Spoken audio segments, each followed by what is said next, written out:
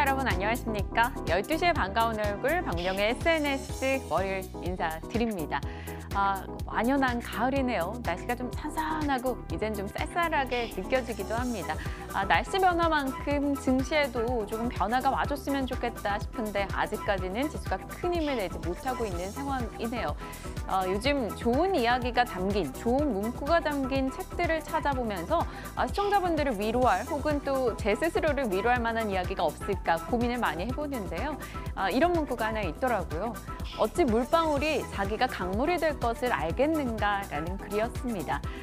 물방울이 강물이 되고 물방울이 바닷물이 되고 물방울이 계곡 폭포가 될 수 있겠죠. 어느 누구도 자신의 결말은 모릅니다. 하지만 무조건 내 결말은 해피엔딩이다 생각을 한다면 지금 거쳐나가는 이 고통이나 혹은 좀 섭섭함, 내 삶에 치이는 이런 기분들을 다 잊어볼 수 있지 않을까요? 여러분의 결말은 해피엔딩입니다. 저와 함께 하시면서 이 끝이 어떤지 함께 즐겨보시길 바랄게요. 박민영의 SNS 시작합니다.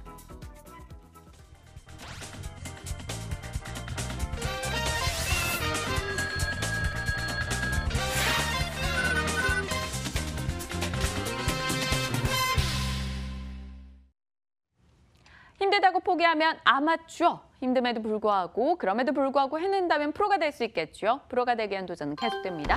박앵커의 올백입니다.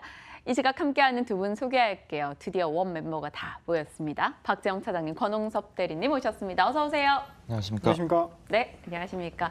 박 차장님, 3일 정도 비 오셨는데요. 돌아와 보니 시장 어떻게 느껴지시던가요? 시장은 뭐 크게 나빠 보이지 않았어요. 며칠 쉬다가 금요일에 또 급등한 게 좀 의미가 있어 보였는데요. 저희 종목들은 그렇게 반갑진 않네요. 그래도 삼성전자가 조금 올라줘서 그나마 좀 반가운 것 같고, 시장은 뭐 여전히 안개 속에 있긴 합니다. 여전히 안개 속에 있긴 한데 내성이 조금 생긴 것 같아요. 트럼프 대통령이 2천억 관세 이야기를 해도 사실 그래 뭐 500억대도 괜찮았고 뭐 2천억도 어떻게 되겠지라는 생각을 좀 가지고 있는 것 같고, 지표들이 좀 뭐 부진하게 나온 것들도 있고 좋게 나온 것들도 있는데 워낙에 대한민국 주식을 싸니까 거기에 대해서 크게 영향을 받지 않는 것 같습니다. 거기 뭐 지금 남북 정상회담도 하고 있고요. 남북 정상회담 하면서 뭐 사실 좀 기대감도 가졌는데 그런 부분들은 아마 차익 실현으로 지금 좀 뭐 물량이 나오고 있는 것 같고, 신흥국 위기들이 사실 해소가 안 됐죠. 지금 뭐 신흥국 위기가 해소됐다라고 할 만한 그런 것들은 없는데, 그래도 더 안 좋아질까? 대한민국은 경상수지흑자가 77개월 연속인데 터키라든지 아르헨티나랑 비교할 수 있을까? 뭐 이런 뭐 궁금증들이 시장을 좀 떠받치고 있는 것 같습니다. 오늘 사실 원달러 환율 지금 10원 정도 오르는 그런 상황에서 17포인트 하락은 그나마 좀 양호하다라고 느껴질 정도라고 저는 생각이 되는데요. 지수는 17포인트인데요. 말씀 주셨다시피 제 포트가 오늘 월요일인데 기운차게 여러분과 파이팅 딱 해야 되는데 오늘 두 분도 다 돌아오셨는데 제가 이래요. 지금 보니까 오늘 포트에서 코스모 신소재 한 종목 올라가고 있고요. 삼성전자 오늘 또 빠집니다. 뭐 금요일에 4% 시원하게 올라주길래 됐어, 이제 가자 막 이렇게 바라봤는데 오늘 냉큼 또 저를 실망시키네요. 대창 그리고 신대양재지 오늘 낙폭 키웁니다. 와이솔 2% 빠지고요. 걱정이 돼요. 권홍석 대리님, 네. 제 포트의 문제가 뭘까요? 저만 이런가요? 아니면 다른 사람들도 다 이렇게 고민하고 사는 거죠? 예, 그렇습니다. 뭐 지금 현재 뭐 주가가 종합으로 따지자면은 종합 집자 지수 경우에는 아직까지 박스권에 있기 때문에 그로 인해서 이제 상승하지 못하고 있는 상황이고요. 역시나 뭐 수익률도 마찬가지입니다. 뭐 종합 코스피의 일부 포트를 많이 편입돼 있다고 하면 거기에 대해서 수익률은 전반적으로 대등소이하게 뭐 마이너스 수익률이 거의 다 대부분 하고요. 지난 그 상반기의 운용사들에 대한 운용 수익률도 보자면 거의 다 마이너스대이기 때문에 그만큼 시장이 굉장히 어려웠다 이렇게 보시면 될 것 같고요. 반면에 이제 코스닥의 경우에는 제약바이오 중심으로 급등을 했죠. 그래서 우리 포트 내에 만약에 코스닥에 관련된 제약바이오라든지 종목들이 편입이 됐다면 그나마 이제 그 약간 좀 수익률에 도움은 됐겠지만 아무래도 이제 변동성 장세가 예상이 되고 그리고 아무래도 시장의 혼조세가 계속적으로 지내다 보니까 코스피와 그리고 코스닥의 포트를 어느 정도 이제 중간 정도 담아가고 있는데 아무래도 이제 대형주보다는 현재는 뭐 오늘 같은 장은 이제 개별주로 움직이고 있는 장이죠. 그래서 대형주보다는 개별주나 아니면은 중소형주로 포트를 편입을 해서 좀 올라가는 섹터로 다시 한번 포트를 만들어가는 것이 좋아 보입니다. 네, 뭐 채팅창에 많은 분들이 그러시네요. 원래 주식은 원금 회복하려고 하는 거예요. 저도 피 말려요. 제 포트도 펄었네요. 오늘 너무 안 좋아요. 대부분이 민영 앵커와 같을걸요. 뭐 이렇게 올려주셨어요. 우리가 모두가 나쁘다는 것을 제가 기뻐해야 될까요? 뭐 저 혼자 남들 다 좋고 저 혼자만 나쁜 것보다 낫다고 생각해야 될까요? 참 애매한 상황이네요. 일단 뭐 오늘이 좀 힘들게 느껴지는 것은 다들 동일한 것 같습니다. 하지만 정신 차리고 이제 포트 전략과 그리고 오늘 새롭게 좀 변화를 갖고 갈 것인가 그런 부분에 대해서 집중적인 얘기 다뤄보도록 하겠습니다. 포트 이야기를 먼저 갈까요? 아니면 두 남자의 종목을 먼저 갈까요? 두 남자의 종목 보고 포트에 대한 전략 추가적으로 이어가겠습니다. 오늘 이분들은 어떤 종목을 들고 컴백하셨을까요? 열어보시죠. 박정 사장님의 종목은 코스맥스 그리고 한미약품입니다. 권홍섭 대리님의 종목 메디톡스 나왔고요. 일진머티리얼즈 들고 있습니다. 각각 다 궁금하네요.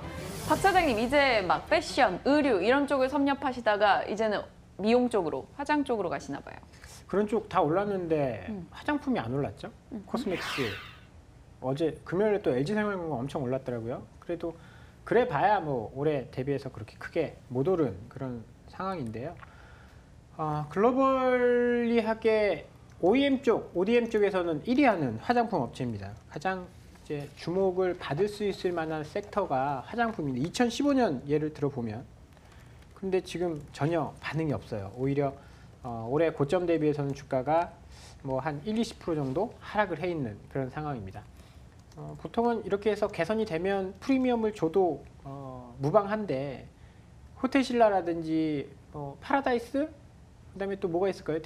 중국 관련된 종목들 이런 종목들 주가 흐름 보면 굉장히 좋은데 코스맥스는 지금 그렇지 못한 상황입니다. 그런데 실적이라든지 이런 거 보면 그럴 만한 이유는 없을 것 같은데 주가는 지금 빠지고 있거든요.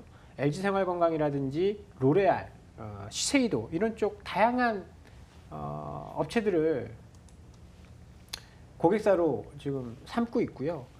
국내 판매 굉장히 잘 되고 있습니다. 국내 판매 잘 되는 이유는요. 중국 쪽 판매가 지금 살아나고 있어요. 그러다 보니까 국내 뭐 최근에 CSA 코스믹 이런 종목들 주가가 급등하고 있잖아요. 네. 그런 종목들이 새로 이렇게 막 튀어나오기 시작을 했습니다. 화장품 업체의 경쟁이 심화된다는 거는요. OEM, ODM 업체한테는 굉장히 좋은 호재가 될 수 있습니다. 그만큼 고객사가 늘어난다는 이야기거든요. 그래서 코스맥스 최근에 국내 부분 굉장히 좋고요. 중국도 상해, 광저우 이런 때 법인을 설립을 하면서요. 만약에 뭐 수출이 안 된다. 뭐 중국인들이 관광객이 안 와서 면세점 화장품을 안 사서 수출이 안 된다. 이런다 하더라도 상해, 광저우, 중국 로컬 업체들 대상으로 장사를 하고 있거든요. 지금 전 세계에서 가장 성장률이 빠른 글로벌 화장품 업체들은 대부분 중국의 로컬 업체들이 담당을 하고 있습니다. 그런데 코스맥스는 상해랑 광저우에 공장을 지어놓고 그쪽의 로컬 업체들의 수주를 늘려가고 있거든요. 그렇다고 본다면 국내 면세점 잘 안 돼도 코스맥스는 성장을 계속 풀로 돌릴 수 있다는 거죠. 2분기 실적 뭐 사실 나쁘지 않게 나왔어요. 2분기 실적, 상반기 실적, 하반기 실적 보더라도 뭐 그렇게 걱정할 만한 상황은 아닌 것 같습니다. 게다가 하반기에는 작년에 기저효과가 있었거든요. 베이스가 굉장히 낮기 때문에 실적이 좋아질 개연성이 높습니다. 거기다가요. 미국 이번 2분기 실적 보면 미주 법인의 적자가 굉장히 많이 줄었거든요. 작년에 180억 적자에서 올해 100억 정도로 적자가 줄었습니다. 그렇게 되면 중국 쪽에 개선이 되고 있고 미국 쪽에 적자 줄어들고 있고 뭐 인도네시아 법인 동남아 진출 이런 것들이 계속 확산이 되면요. 코스맥스 물론 이제 브랜드를 갖고 중국에서 로컬 업체와 싸우고 있는 업체들은 조금 고전을 할 수도 있겠지만 OEM, ODM 업체 같은 경우에는 로컬 업체 화장품 시장 전체 파이가 커지는 것에 수혜를 받을 수 있기 때문에요. 조금 더 안정적인 대안이 될 수 있다라고 판단을 하고 있고요. 2016년 실적이 호황일 때보다 더 실적이 올해 좋아질 것으로 예상을 하고 있습니다. 네. 2015년 고점이요 23만 원인데 지금 15만 원에 와 있어요. 그러면 실적 대비해서는 뭐 그때는 성장률을 좀 과도하게 쳐줬다라고 하더라도 충분히 10% 20% 정도는 올라갈 수 있다. 그래서 목표가 18만 원을 제시를 해드리면서요. 손절가 14만 5천 원 제시를 해드려보도록 하겠습니다. 18만 원의 목표 주가, 손절라인 14만 5천 원, 지금 15만 4,500원, 오늘 약보합권 기록을 하고 있습니다. 그러네요. ODM 기업으로서 다른 뭐 브랜드를 갖고 있는 업체들의 리스크는 좀 덜어낼 수 있을 것 같고요. 화장품 업체들의 주가가 다시 한번 탄력을 받는다면 기저 또한 클 것으로 예상이 됩니다. 실적이 받침되고요. 외국인도 최근에 꾸준히 사주고 있네요. 권홍섭 대리님 어떻게 판단하세요? 화장품 쪽엔 관심 있으셔요? 예, 뭐 이제 어느 정도 이제 시간이 지나면 이제 중국과 관계 회복되면 아무래도 이제 아모레퍼시픽이나 LG생활건강 이런 회사들 위주로 해서 다시 한번 이제 상승 랠리를 할 가능성이 있습니다. 그러나 아직 11월 정도, 12월까지는 미주 무역 분쟁 때문에 그런 부분에서 계속적으로 밀리는 분위기가 나타나고 있고요. 그런 부분에서 그러나 이제 코스맥스의 경우에는 이제 ODM을 생산하는 기업이기 때문에 지속적으로 그런 외주라든지 그런 부분에서 수주를 할 가능성이 크고, 그리고 코스맥스, 한국콜마 이런 부분, 이런 섹터들이 대거 이제 상승할 여력이 크다고 보기 때문에 현재 시점에서는 매수 관점으로 보는 게 맞다고 보여지고 있고요. 조금만 더 이제 그 외국인 단체 관광객에 대한 허용이 순차적으로 이어지고 있는데, 그런 부분들이 어느 정도 뭐 한 달, 두 달 간격으로 이렇게 나와준다면 한 11월, 12월 정도에서는 화장품 섹터가 다시 움직이게 된다면 코스맥스 또한 많이 상승할 것으로 예상이 되고 있습니다. 11월, 12월요? 네. 저희 지금 9월인데. 이제 추석 지나면 10월이잖아요. 금방 가요, 시간. 네. 아니 저는 주말 사이에 결혼식 갔다 오면서 거기 호텔 신라 그 면세점에 구경을 갔었어요. 뭐 해외 갈 일이 있는 것도 아닌데 쭉 한번 둘러봤는데 뭐 매장 들어갈 때마다 다들 줄을 서야 되고 중국인 관광객들로 추정이 돼요. 중국말을 썼으니까. 네. 엄청 많고 버스도 막 줄줄이 서 있고 네, 맞습니다. 다시 오려나 보다. 호텔 신라 사야 되나 보다 이런 생각이 들었거든요. 네, 면세 관련된 업체들 중에 이제 호텔신라가 그나마 가장 이제 최근에 이제 면세 사업 관련돼서 많이 상승을 하고 있고요. LG생활건강도 이제 그런 럭셔리 브랜드 후와 숨의 면세점 매출이 전년 동기 대비해서 한 60% 상승하는 등 갖가지 이제 그런 호재들이 나타나고 있습니다. 그러나 이게 아직까지는 섹터의 수급이 아직 좋지가 않기 때문에 화장품주들이 계속적으로 부진을 했었던 거고요.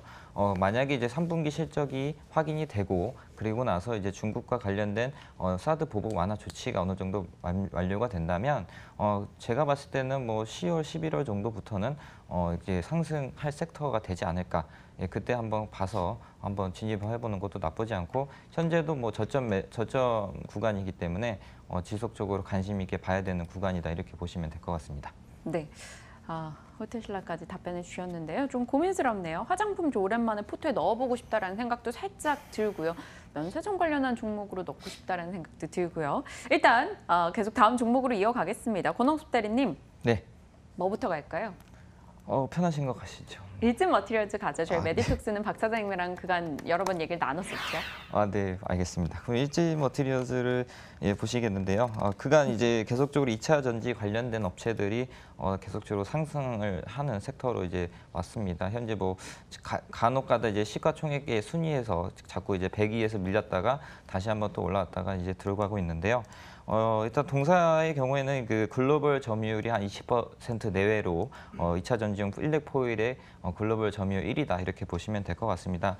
그간 이제 일진 머티리얼즈가 올라가지 못했던 이유가 이런 일렉포일이라는 그런 그 특수성을 가지고 있는 업체이기 때문에 다른 뭐 코스모, 신소재라든지 그런 이제 소재 관련된 업체들 대비해서 많이 올라지 못했던 건 사실이죠. 그러나 이제 하반기이고 그리고 내년으로 갈수록 이제 그 테슬라 향 매출도 나올 것으로 기대가 되고 있고, 다른 그 2차 전지의 경우에는 NCM을 사용하지만 테슬라의 경우에는 NCA라는 그 뭐 성분으로 구성된 2차 전지를 소재를 사용하기 때문에 그런 부분에서 일진 머티리얼즈는 가장 큰 수혜가 나타날 것이라 예상이 되고 있고요.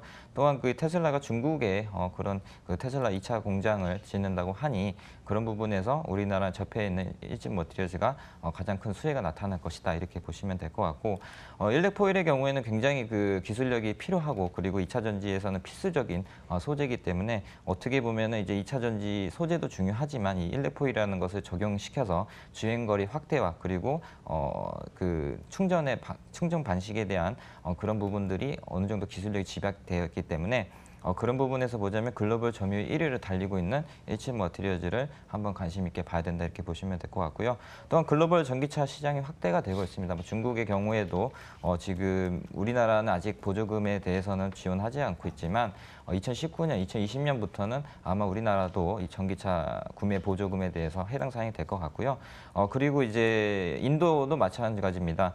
인도는 중국 다음으로 전기차 시장에서 가장 큰 시장인데요. 현재 인도의 경우에는 2030년까지 전기차 비중을 한 30%까지 늘린다는 계획을 갖고 있습니다. 그에 따라서 앞으로 이제 전기차에 관련된 뭐 현대자동차에 납품을 하고 있는 그런 2차 전지 소재들이 대거 상승할 것이라고 예상이 되고 있고요. 현재 그 차트상으로도 보시면은 일단은 8월 28일 고점을 찍고 나서 지금 조정에 들어오고 있는 상황입니다. 그러나 이제 보통 조정 기간을 저희는 한 2주에서 3주 정도 보고 있는데요. 아무래도 추석 연휴가 끼다 보니까 조정이 한 10월 달까지는 있을 것으로 예상이 되고 있지만 지금 오늘과 같은 장에서 신흥 ACC가 그렇게 급등하는 이유도 전기차와 관련된 테마가 다시 한번 움직일 수 있다는 부분이 있기 때문에 그런 부분에서 일진 머티리얼즈를 관심 있게 봐야 된다 이렇게 보시면 될 것 같습니다. 신흥, SAC, 에코프로, 2차 전지 관련한 다른 종목들의 강세가 오늘 좀 돋보이기도 하네요. 저희 포트에 있는 코스모신 소재 올라는 갑니다만 1%대 조금 더 힘을 내줬으면 좋을 걸이라는 생각이 듭니다. 일진 머티리얼즈 이야기해 주셨는데요. 코스모신 소재도 그렇고 일진 머티리얼즈도 그렇고 8월 말경으로 해서 조금 탄력이 둔화되면서 추이가 좀 꺾이는 게 아닌가 이런 생각도 살짝 들어요. 안 그래도 카라님께서 일진 머티리얼즈 들고 계신데 수익이었다가 최근에 밀리면서 손실 전환했다 이런 의견이 있거든요. 전반적으로 2차 전지 관련한 종목들에 대한 코멘트 박 차장님께서 좀 듣고 싶은데요. 그 키 맞추기 하는 거죠. 에코프로 올해 한 해 오른 거 없잖아요. 올해 이거 주봉으로 보면 에코프로 보여주세요. 네. 에코프로 이제 올해 시가가 4만 원이었는데 지금 4만 3,500원이거든요. 꼴랑 10% 올랐어요. 코스모 신소재 볼까요? 올해 시가가 12,800원 정도였네요. 12,800원 정도였는데 지금 26,000원이거든요. 2배 올랐잖아요. 그 차이라고 보시면 돼요. 에코프로 지금 오르는 이유는 사실 에코프로가 전기차에 들어가는 건 없어요. 에코프로는 그거죠. 전동 공구. 여기다 이제 새로운 기술을 가지고 있고 전기차에 이제 나올 것이다. 그런 이제 이슈들 때문에 올라가는 거고. 저는 그렇게 생각합니다. 제일 많이 오르는 종목을 매수를 하는 게 어떻게 보면 주도주 매매가 될 수 있다라고 보고요. 그런 측면에서 오늘 에코프로 오르는데 코스모시스 안 오르니까 바꿔볼까? 이거는 어떻게 보면 조금 위험한 생각이 될 수도 있습니다. 물론 이제 키 맞추기 측면에서는 에코프로가 따라오거나 신흥 SEC 같은 종목들이 신흥 SEC는 어떻게 보면 주도주였죠. 많이 올랐으니까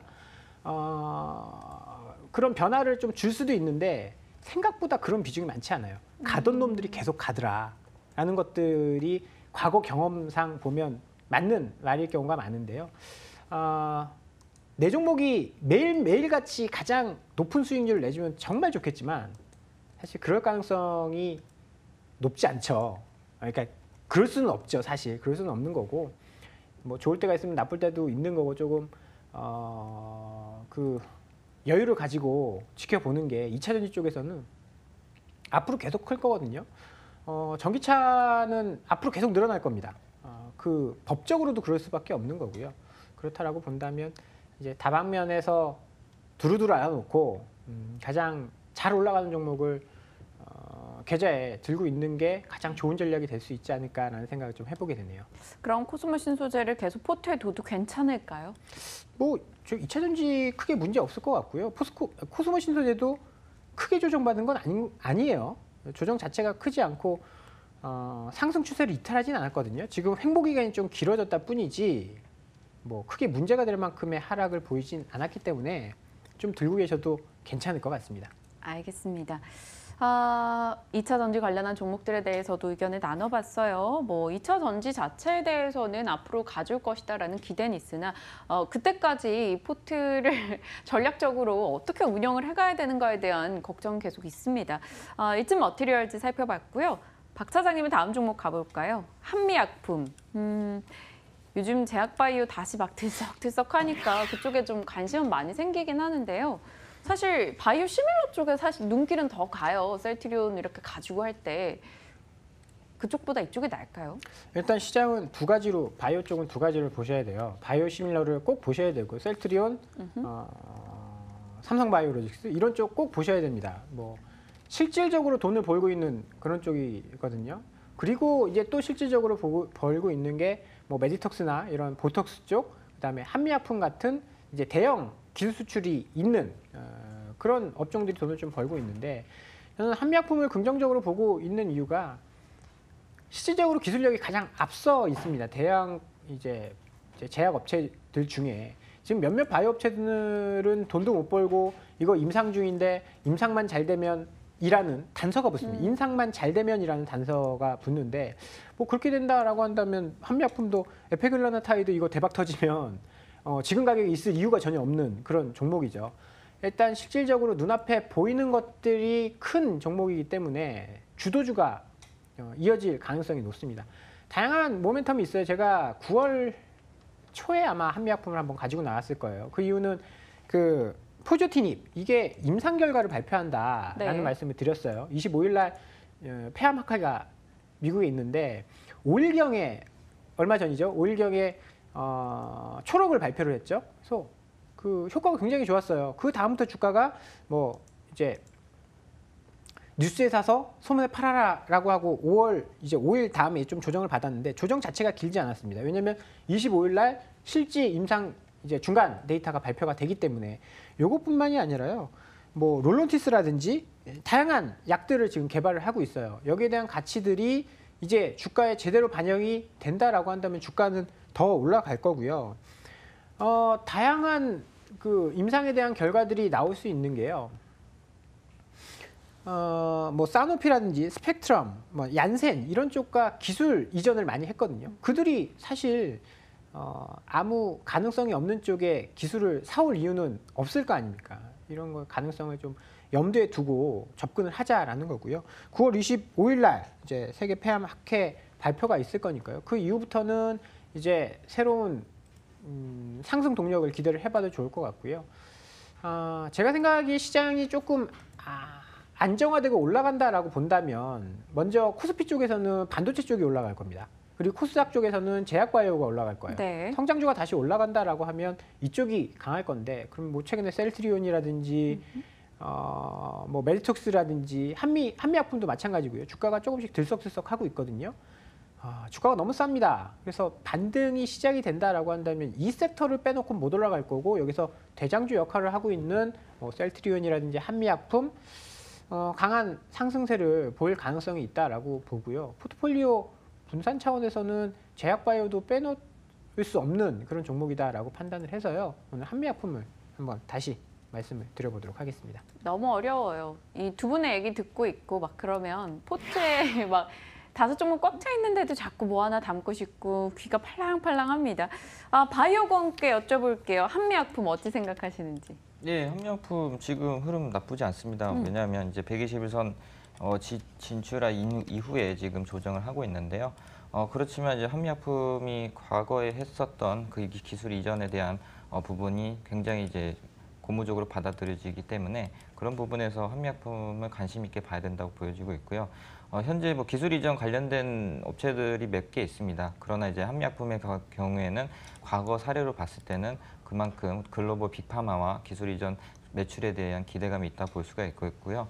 최근 들어서 이제 빅파마들이 기술 이전에 대한 감심도가 높아지고 있습니다. 왜냐하면 그간 그 빅파마들이 R&D에 투자한 비용이 거의 몇 조 원, 수조 원 같은 수준이 되기 때문에 그런 부분에서 이 빅파마들의 판단은 아무래도 자체 개발하는 것보다는 바이오테크 기업이라든지 아니면 기술력 있는 회사에 어느 정도 이제 컨택을 해서 거기에서 중간, 임상 이상 정도에서 일상 내지 이상 정도에서 기술 이전을 해오는 그런 매출 방식들이 최근 들어서 트렌드가 됐기 때문에 그런 부분에서는 한미약품이 가장 기술 이전 매출에 대해서 긍정적으로 수급이 유입이 될 수 있다 이렇게 보시면 될 것 같고요. 현재 이제 일본 흐름상에서도 21선을 타고 올라가면서 지금 52만 원을 돌파를 하려고 하고 있는데 어느 정도 이제 제약바이오 장이 시작이 되고 그리고 코스피의 경우에도 삼성전자와 SK하이닉스가 조금 밀리고 있지만 셀트리온, 삼성바이오 이런 그 제약바이오 업종들이 오히려 지수를 견인할 수 있다는 좀 견해도 있기 때문에 한번 관심 있게 봐야 된다 이렇게 보시면 될 것 같습니다. 오늘장에서 외국인이 현재 코스피에서 가장 많이 사고 있는 종목이 삼성전자고요. 그다음이 셀트리온이고 그다음이 삼성전자, 삼성 SDI 그리고 삼성 바이오로직스 등등이 집히고 있습니다. 제약바이오 포트에 하나 넣긴 넣어야 된다라고 생각되는데 포트가 꽉 차 있는 거 이거 좀 깝깝하게 좀 답답하게 느껴지기도 하네요. 5종목이 모두 들어가 있습니다. 채팅창 얘기를 좀 살짝 해볼까요? 많은 분들이 궁금증을 올려주시는데 두 분 오시는 거 기다리셨던 것 같아요. 에드워드 박님께서 포스코 ICT 질문을 주셨던 바가 있었거든요. 박 차장님 혹시 포스코 ICT 답변 주실 수 있을까요? 권주임님께는 화일약품 질문 드려도 될까요? 먼저 박 차장님. 네, 포스코 ICT는 최근에 포스코 그룹이 뭐 4차 산업 관련된 이제 뭐 50조 투자를 한다라고 하면서 자기네 사업을 공장 자동화 이쪽 투자를 많이 한다라고 해서 주가가 한번 쭉 오르고 그 다음에 횡보를 하고 있는데 다양한 모멘텀을 가지고 있습니다. 여기 뭐 사실 전기차 관련돼서 이제 충전소 관련된 이슈가 이제 엮여 있고요. 자동화, ICT, 신세계 INC라든지 이런 쪽 모든 그룹들이 자기네들 이 뭐 계열사라든지 이런 쪽을 뭐 공장을 자동화한다라고 한다면 한 번씩 이제 움직이는데요. 네. 포스코 투자와 관련돼서도 수혜를 받을 수 있는 종목이고 2차 전지와 관련돼서도 좋은 흐름을 보이고 있는 그런 종목입니다. 보시면 사실 하락이 꽤 심했어요. 주가도 많이 빠졌었고 했었는데 어느 정도 바닥을 다진 게 아닌가 싶습니다. 만약에 보유하고 계신다라고 한다면 7,500원 넘는지 여부를 한번 좀 체크를 해보셔야 돼요. 7,500원 넘는다라고 한다면 조금 더 홀딩을 하셔야 되고요. 그렇지 못하고 여기서 슬슬 밀린다 그러면 6,500원에서 7,500원 박스권 이제 트레이딩을 하실 필요가 있는데 저는 개인적으로 최근에 수급이라든지 뭐 외국인 뭐 동향이라든지 이런 거 봤을 때는 충분히 7,500원 넘을 수 있지 않을까. 작년의 흐름 굉장히 좋았었거든요. 네. 그 뭐 최근에 실적 관련돼서 계열사 관련돼서 조금 어려움이 있었지만 충분히 가능성이 있는 종목으로 좀 말씀을 드려보고 싶습니다. 알겠습니다. 저도 사실 이런 쪽에 관심 많아요. 포스코 ICT, 뭐 삼성 SDS 뭐 이런 쪽 시스템 통합 쪽 업체들 한번 공부를 해서 지켜보고 싶다라는 생각도 살짝 들고요. 짚어봤고요. 화일약품 짚어주실까요, 권주임님? 네, 일단 뭐 대표적으로 이제 국가 치매 프로젝트와 관련된 종목으로 보여집니다. 뭐 일단 치매 관련된 원료 의약품을 생산을 하고 있고요. 그리고 이제 그 밖에도 다양한 임상을 준비를 하고 있는데 최근에 그 주가 흐름을 보자면은 어느 정도 거래량이 터지면서 매집을 한 흔적이 좀 보여집니다. 지난 그 8월이죠. 8월 28일 날 어느 정도 상승을 8,400원까지 마무리를 했고 그 이후에 밀리지 않고 어느 정도 조정하고 있는데 아무래도 조만간 어떤 상승 모멘텀을 가지고 터질 차트다 이렇게 보시면 될 것 같습니다. 만약에 올라간다면 9,900원 만 원까지 노려볼 수 있는 차트이기 때문에 그간 흐름으로 봤을 때는 현재 그 주가 수준에서 봤을 때는 홀딩 만약에 보유하고 계신 분들은 홀딩을 하는 것이 좋아 보이고요. 만약에 새롭게 진입을 한다면은 보통 지금 한 3주 정도, 2주 정도 조정을 했기 때문에 그런 부분에서 추석 전 이후로 한번 주가가 한번 튕길 수 있다는 부분에서 한번 관심 있게 봐야 될 종목이다 이렇게 보시면 될 것 같고요. 흐름상 뭐 눌림목 매수 자리가 가장 좋겠죠. 한 7,800원, 7,800원 이하에서 한번 매수 자리를 노려볼 만하고요. 그 밖에도 뭐 재무 건전성이라든지 적자 기업이 아니기 때문에 그런 부분에서 보자면은 좀 관심 있게 봐도 되는 종목이다 이렇게 보시면 될 것 같습니다. 알겠습니다. 화일약품까지 답변을 드렸습니다. 이어서 메디톡스 이야기 나눠볼게요. 아쉬운 종목이죠. 박 차장님 여러 번 얘기를 저희가 나눴었던 종목인데요. 말씀 주시고 올랐다가 오늘은 좀 4% 내려가고 있습니다. 이 타이밍, 매수 타이밍으로 잡아도 괜찮다고 보시는 건가요, 권홍섭 대리님? 네, 그렇습니다. 이제 어느 정도 주가가 횡보를 하고 조정을 했다가 박스권 61선 상단 돌파를 시도하다가 한번 이제 눌림목을 주는 자리가 제대로 나왔기 때문에 그런 부분에서 보자면 오늘이나 내일 정도 매수 타이밍이 될 것 같다 이렇게 보시면 될 것 같고요. 현재 뭐 지수가 조금 밀리고 있는 상황에서 코스닥 시총의 상위에 포진하고 있는 메디톡스가 만약에 향후에 코스닥이 870선까지 회복하게 된다면 이 회사 주가 역시 한 78만 원, 80만 원대까지 진입이 가능한 시총 규모를 가지고 있습니다. 우선적으로 최근 들어 주가가 부진했던 이유는 제약바이오에 대한 수급도 안 좋았지만 2분기 실적에 대해서 어느 정도 비용이 많이 발생했는데요. 그간 뭐 광고비로 해서 한 6억 정도로 이제 지출이 됐었는데 급진스럽게 2분기에 한 36억 정도의 광고 일회성 비용이 발생한 것으로 보여지고 있고요. 그리고 이제 수출에 대한 데이터도 조금 나빠지고 있습니다. 작년 기준에서 한 147% 수출이 성장을 했었는데 점점 더 30%, 50% 이렇게 낮아지면서 점점 그 수출에 대한 팔로가 꺾이는 게 아닌가 이렇게 보고 있지만 앞으로는 이제 중국에 대한 그 CFDA 허가가 남아 있기 때문에 그런 부분에서 보자면 중국향 매출에 대한 기대감이 가장 클 수 있다 이렇게 보시면 될 것 같고요. 아마 일정상으로는 내년 상반기 정도에 중국 보톡스 시장에 판매가 허가가 될 것으로 예상이 되고 있습니다. 현재 그 중국 판매 회사는 제가 알기로는 엘러간 하나밖에 없는 걸로 알고 있고요. 만약에 우리나라 제품이 중국의 시장에 진출된다고 하면 중국 사람들이 가장 선호하고 있는 게 메이드 인 코리아이기 때문에 그런 부분에서 보자면 메디톡스의 제품이 가장 빨리 시장 점유율을 확대할 수 있다 이렇게 보시면 될 것 같습니다. 현재 지금 중국과 관련된 추정 보톡스 매출 규모는 한 1,500억 정도 되기 때문에 지금 현재 매출 기준에서는 상당 부분 50% 이상 외형적 성장도 가능한 부분이 있다고 보여지고 있고요. 만약에 이제 현재 주가가 많이 지금 밀려서 약간 부담스럽다고 하시지만 지금 68만 원 정도라면은 이 회사 시총 가치보다 어느 정도 밸류가 지금 싸다고 느껴지기 때문에 충분히 84만 원, 86만 원까지는 적정 밸류 가격이다 이렇게 보시면 될 것 같고요.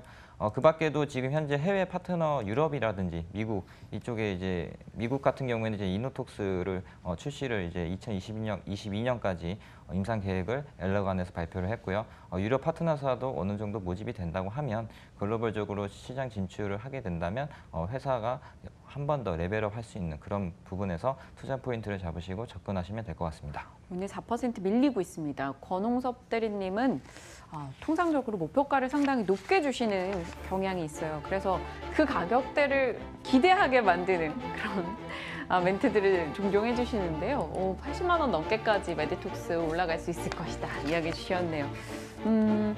네, 음악이 나오고 있어요. 포트 변화가 필요하다 생각은 드는데요. 뭘 어떻게 바꿔야 될지는 좀 감이 안 오네요. 박 차장이 3일 안 계셨잖아요. 돌아와 보신 포트 현재 상황이 이렇습니다. 뭘 어떻게 조정을 하면 좋을까요? 와이솔이 조금 빠졌네요. 네. 근데 뭐 일단 변동성이 좀 있는 종목이라서 아주 크게 걱정할 만큼의 하락은 아니다라고 보여지고요. 그렇지만 이쯤 선에서는 멈춰줘야 돼요. 이쯤 선에서는 뭐 더 빠지면 좀 골치 아플 수도 있다라는 생각이 조금 드네요. 그래서 와이솔 좀 잘 지켜봐야 될 것 같고요.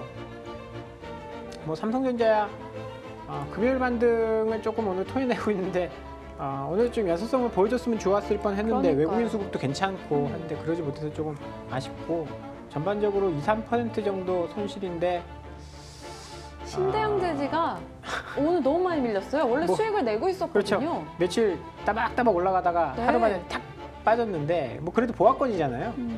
실적주는 조금 들고 갈 필요가 있고 어떻게 보면 단기적으로는 이렇게 조정받을 때 들어가 봐도 좋은 저는 종목이다라고 생각을 하고요. 저희가 비중 그렇게 많지 않잖아요. 많지 않기 때문에 크게 걱정될 만한 수준은 아닌 것 같습니다. 그럼 와이솔 권주임님의 종목이었어요. 뭐 일전에 말씀 주셨을 때 진작 샀었어야 되는데 하필 여러 번 갖고 오셨을 때 마지막 포인트에서 제가 매수를 했죠. 그리고 지금 8% 손실 중인데요. 손절 라인은 어디로 잡을까요? 예, 손절 라인은 지난번 언급드렸다시피 18,000원 정도가 마지노선이라 보여지고 있고요. 250원, 200원 예, 남았어요. 종가 기준으로 봐야 되는데 아무래도 21선을 이탈하는 흐름들이 지금 뭐 썩 좋지는 않습니다. 그러나 이제 지금 현재 이 회사 같은 경우에는 5G 수혜도 되지만 어느 정도 그 휴대폰 판매량에도 연관이 되기 때문에 최근 들어서 애플의 신제품 발표에도 불구하고 뭐 BH라든지 여러 전기전자 업종들이 밀리고 있는 흐름들을 이 회사도 같이 받는 걸로 이렇게 보시면 될 것 같고요. 일단 추석 이후까지는 좀 보유 관점으로 말씀드리고 싶은데 좀 빨리빨리 매매를 한다고 하면 지금 손절을 해서 다른 종목으로 편입을 하는 게 어느 정도 또 수익 보전에도 좋지 않을까라고 생각이 됩니다. 그럼 일단 오늘은 좀 포트 변경을 보류해 볼까요? 마음이 끌리시는 종목이 없으신가 보죠? 사실 코스맥스 좀 고민은 하고 있어요. 그리고 지난주에 나왔던 종목 중에 하나 지네어가 있는데 네. 지네어도 계속 마음을 조금 지켜놓고 있는 관심 종목인 것 같아요. 지네어랑 그리고 오늘 코스맥스. 근데 뭘 빼야 될지에 대한 고민이 너무 깊어가지고 지금 결정을 못 내리고 있어요. 저는 뭐 항상 말씀을 드렸다시피 삼성전자요? 삼성전자나 뭐 삼성전자, 대창도 만약에 지금 움직이지 않는다면 어느 정도 그 남북 경협과 관련된 주도주에서 제외가 될 수도 있기 때문에 대창도 팔아도 괜찮을 것 같고요. 왜 그럴까요? 내일 남북 정상이 만나는데 뭐 좀 들썩들썩 해줘야 되는 거 아닙니까? 우리가 흔히 알고 있는 뉴스가 나오면 팔아라 이거죠. 그래서 그 전에도 말씀드렸지만 만약에 이제 남북 경협과 관련된 부분에서도 그런 어떤 뭐 만약에 광물 자원이 잘 될 것 같다. 그러면은 히토류를 하고 있는 티플렉스가 가장 먼저 움직이는 그런 부분들이 나타났기 때문에 여태까지 움직이지 못했다는 것은 아무래도 수급적으로는 조금 힘이 좋지 않다. 이렇게 보시면 될 것 같습니다. 어렵네요.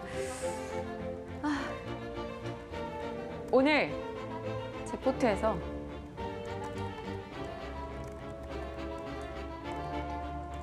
변화 없습니다. 오늘 건드리지 않을게요. 네, 뭔가 자꾸 변화를 줘야지만 나아질 것 같다라는 압박에 좀 스스로 시달리는 것 같아서 한 번 더 참아볼게요. 그리고 좀 더 고민을 해보고 결정을 내리도록 하겠습니다. 대창 같은 경우는 뭐 이번 주 중후반까지는 좀 흐름 놓고 결정을 할 거고요. 박 사장님 표정 안 좋으시고 입이 왜 대빨 나오셨어요? 제가 원래 좀 나왔어요. 뭔가 제가 결정 안 한 거에 대해서 그러신 거 아니시죠? 아니 그 결정을 저도 이제 마음속으로 좀 뭘 빼야 될까 생각하는데 오늘은 유독 더 어려운 것 같네요. 그죠? 네, 유독 더 어려운 것 같고 그렇게 뺄 만한 종목이 눈에 안 띄어서 그거 고민한다. 약간 그 입 관리를 잘못했네요. 입이 고민하시면서 입이 나오셨군요. 네, 일단은 결정 오늘은 좀 보류하도록 할게요. 지수 분위기도 너무 좋지 않아서 점점 낙폭을 키우고 있는 코스피입니다. 0.8%까지 다시 한번 2,300선 아래쪽으로 자리를 잡았죠. 2,299포인트. 일단 조금은 더 시간을 두고 고민하도록 하겠습니다. 네, 일단은 결정이 내렸고요. 이제 그럼 한 시간이 좀 있으니까 시청자 궁금증 조금 더 가볼까요? 박 차장님 괜찮으시겠어요? 네. 네, 그러면 심택이요. 탐라주 총님께서 질문을 주셨었는데 어떨지 궁금하시다 얘기 주셨고요. 또 바이오건께는 또 어김없이 바이오 종목이 들어와 있네요. 삼청단제약 45,000원 그리고 20% 실현 이분 수익 구간이고요. 심택 먼저 봐주실까요? 짤막하게. 이쪽이 사실 PCB 쪽이 그렇게 좋지 않은데 좋지 않은 이유는 뭐 다들 아실 거예요. 스마트폰의 성장세가 좀 조정받으면서 장기적인 하락을 하고 있거든요. 근데 이게 뭐 최근에 이렇게 올라오고 있어요. 모양 참 예쁘게 만들면서 올라오고 있는데 이게 진짜냐 가짜냐를 사실 이제 확인을 하고 들어가느냐 그렇지 않고 단기적으로 대응하느냐 두 가지를 보셔야 될 것 같습니다. PCB 쪽은 앞으로도 뭐 계속 좋을까에 대한 우려는 좀 있어요. 뭐 5G가 되면 뭐 PCB 수요도 좀 많이 늘어날 수 있을 것이고 뭐 그런 생각들 그런 이제 의견들이 많이 나오고 있는데 그러면서 굉장히 오랫동안 하락을 했었던 PCB 관련된 종목들이 반등을 주고 있습니다. 네. 추세를 만들기 위해서는 뭔가 이제 굉장히 거대한 모멘텀이 필요한데 그런 것들은 아직 좀 찾아보기 힘든 것 같고요. 일단은 단기적인 고점 돌파를 했으니까 어느 정도 랠리는 있을 수도 있어 보입니다. 그런데 길게 접근하기에는 아직까지 그 물증? 우리가 이런 걸 보고 심증은 있는데 이제 물증이 없다라고들 많이 좀 이야기를 드릴 수 있는데 이거 괜찮아질 것 같아. 차트 모양 좋아. 심증은 좋은데 물증이 약간 조금 부족해서 물론 이제 물증을 찾으면 이미 늦는 경우도 있는데 네. 우리가 확인하고 접근하는 게 굉장히 중요하거든요. 실적을 좀 보고 공격적으로 대응을 해볼 필요가 있고요. 그 전까지는 조금 맛보기로만 트레이딩 관점으로만 접근을 하시는 게 저는 좋을 것 같네요. 알겠습니다. 심택 답변 주셨고요. 권 대리님 가볼까요? 네, 일단 뭐 오늘 지금 보합 정도의 거래가 되고 있는데요. 삼천간 제약의 투자 포인트는 이제 제네릭 의약품, 안과 의약품이죠. 현재까지는 지금 안과 의약품과 관련돼서 미국에서는 제네릭 의약품이 없기 때문에 그 부분에서 퍼스트로 진입을 할 수 있다 이렇게 보시면 될 것 같고요. 현재 미국과 그리고 글로벌 제약사와 이미 판권, 판매 계약까지 해놓은 상태입니다. 마일스톤 개념이라기보다는 만약 그 판매 금액에 대해서 이익을 공유하는 그런 구조도로 계약을 해놨기 때문에 그런 글로벌 제약사들한테 그런 로브콜을 받을 수 있다는 것은 그만큼 제네릭 임상이 끝나고 나서 폭발적으로 매출을 발생할 수 있다 이렇게 이런 부분을 보시면 될 것 같고요. 현재 차트 흐름상으로도 괜찮습니다. 지금 120에서 2평 윗집이 되고 있는데 어느 정도 다시 한번 이제 이 구간대만 조정을 한 일주일 정도 하고 나서 제약바이오에 대한 수급이 좋아진다면 48,000원을 돌파를 하고 54,000원, 55,000원까지도 연말까지 한번 기대를 해볼 수 있는 그런 부분이 있기 때문에 홀딩하는 것을 추천해 드립니다. 알겠습니다. 예술가의 아내 은희님이라는 이 닉네임이 보내주셨는데요. 이 종목 상담 삼천당 제약 일단 수익인 거 축하드리고요. 답변 꼭 참고해 보시길 바랍니다. 오늘 두 분 돌아오시자마자 제가 무한 폭풍 질문 세례를 드렸네요. 인사 나누고 여기서 두 분은 보내드리도록 하겠습니다. 박재영 차장님, 권홍섭 대리님 함께했습니다. 고맙습니다. 감사합니다.